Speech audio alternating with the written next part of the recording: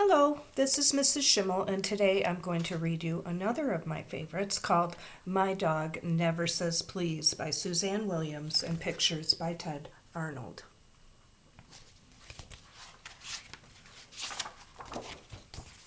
We just sat down to supper. I was hungry enough to eat Snow White's poison apple. "Pass the potatoes," I called out.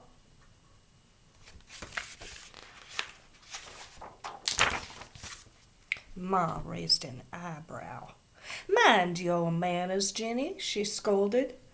"That's no way to ask." Then my pipsqueak brother Jack piped up. "I always remember to use the magic word," he said, like he had a little halo over his head.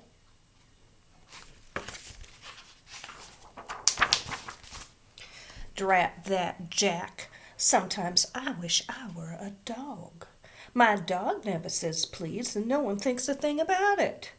Easy life old Red has got, lying in the sun all day, barking at crows and cats, enjoying an occasional scratch.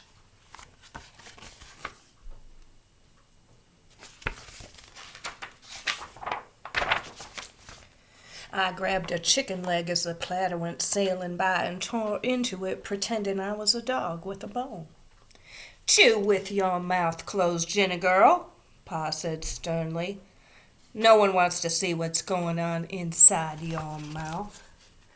"And use your napkin," added Ma. "You've got gravy on your chin."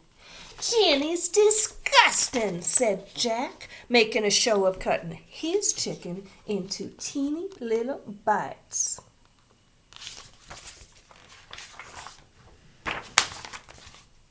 I spit out a piece of gristle and swiped at my mouth. Wish they'd all just leave me alone.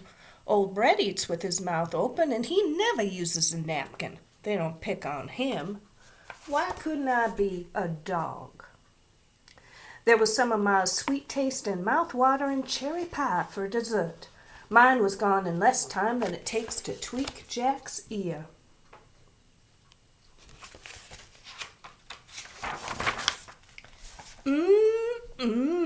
I said, running my tongue over my plate to get the last sticky drops of cherry juice. "You sure make the best pie in the world, Ma. How about a second helping?" "Jenny May Perkins," said Ma, "you're hopeless. It's not good manners to lick your plate, and one helping of pie ought to be enough for a girl your size." "But I'm growing," I said, wondering why she hadn't noticed that.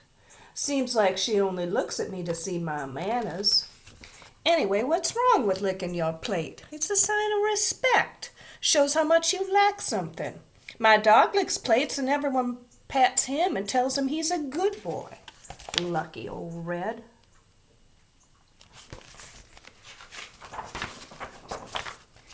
I excused myself and hightailed it out of there, fixing to grab my jump rope and go outside. But Ma had other ideas. She poked her head inside my room. "Seeing as you're done with supper," she said, "you can get started on this room of yours. Looks like a tornado went through here." "Oh, Ma," I said, "I like it this way. Everything's right where I can see it instead of hiding away in drawers." Ma gave me one of her looks, the kind that would burn a hole through an iron safe.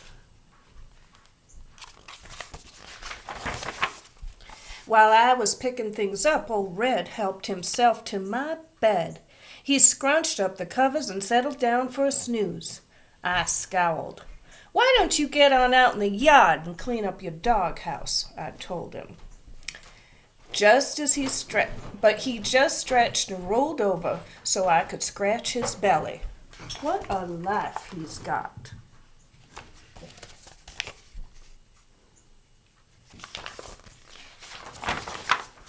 I finished my room, grabbed my jump rope, and was headed for the back door, figuring to sneak out quietly before Ma could see me and think up something else for me to do. I had one foot out the screen door when Jack, that little tattler, started hollering. "Ma," he bawled, Jenny's going outside in her bare feet. Jenny May, Ma called, put something on your feet. Pa's been hammering out back and there's likely to be nails around. First thing you'll go poking one through your foot.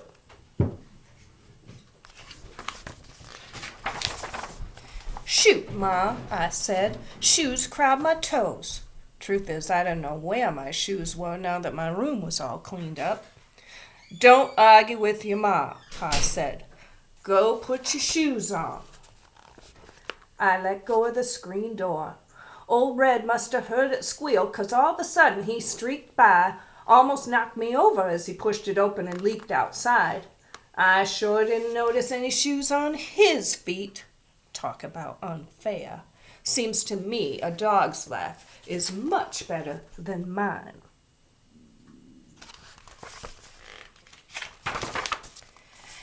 And the more I thought about it, the madder I got, till finally I just sort of boiled over. You treat Red better than you treat me, I yelled, correcting my manners and making me work all the time. And I hate wearing shoes. I want to be a dog. Then, try as I might to hold them back, tears poured out of my eyes like a darn waterfall. Ma hurried over and laid her hand on my shoulder.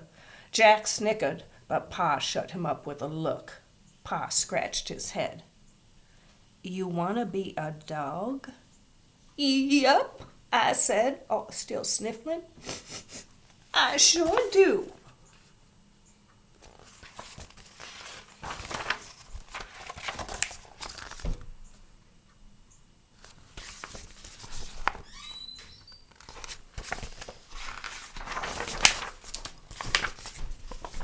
And that's how I, Jenny Mae Perkins, ended up sleeping in a doghouse and begging for scraps.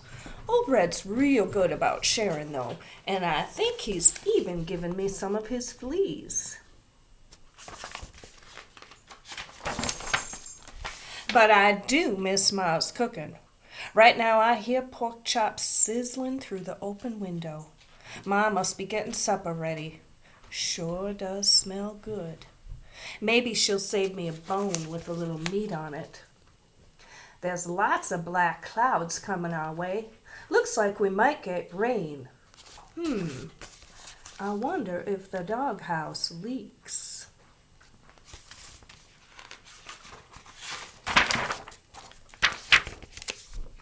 Pa says I can go back to being myself any time I've a mind to.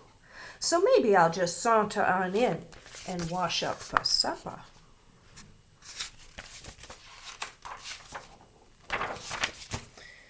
But if that brother of mine dares to say even one teensy little word, why, I might just haul off and bite him on the leg. The end.